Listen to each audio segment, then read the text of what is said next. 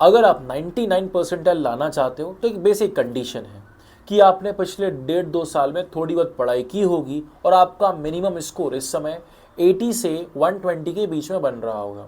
अगर आपने बिल्कुल भी पढ़ाई नहीं की है और आप शुरुआत अभी कर रहे हो तो मैं सजेस्ट करूंगा आपको कि आप 90 परसेंटाइल या 95 परसेंटाइल वाली वीडियो देखिए, वो अचीवेबल है। तो आगे बढ़ते हैं, बात करते हैं कि 99 परसेंटाइल लाएं कैसे। इस समय कुछ चीज़ें हैं, जैसे कि सबसे पहली चीज़ कि आपको सारे चैप्टर्स कवर करने होंगे। आपके पास कोई स्कोप नहीं कि मैं कुछ छोड़ दूं या कुछ कवर कर लूं, नहीं, सब कुछ आपको कवर करना पड़ेगा, पॉइंट नंबर 1।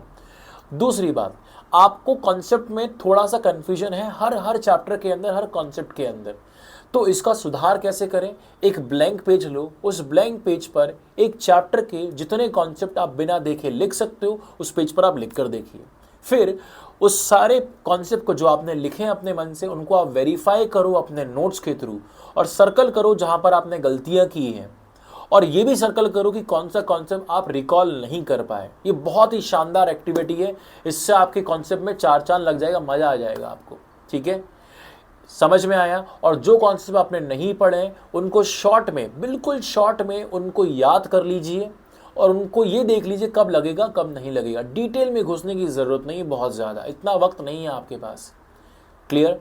तो सबसे पहली बात मैंने आपकी की कॉन्सेप्ट की क्लैरिटी कैसे बढ़ाएं, और सारे चैप्टर्स आपको करने हैं। अब आता है पॉइंट नंबर 2। अब इस पॉइंट नंबर 2 में आपको ध्यान रखना कि बहुत सारे सवाल आपको लगाने पड़ेंगे। आपके पास इस समय है 60 दिन लगभग। इन 60 दिनों में आपको हर रोज 100 सवाल तो लगाने ही लगाने हैं। 100 सवाल का मतलब है इन 60 दिनों में आपको 6000 सवाल लगाने हैं, तीनों सब्जेक्ट को मिलाकर।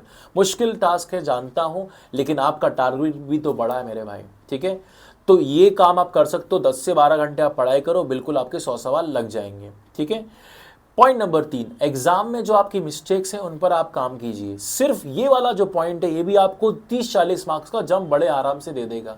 गलतियां, जैसे कि एग्जाम में पैनिक कर जाते हो, प्रेशर में आ जाते हो, अपनी टांगे हिला रहे हो, हाथ मूवमेंट कर रहे हो, ठीक है, आप नर्वस हो जा रहे हो पेपर को देखकर। नहीं, पेपर में जो सीक्वेंस है, जो सवाल नहीं लगे उनको हटाओ, जो लगता जा रहा लगाते जाओ।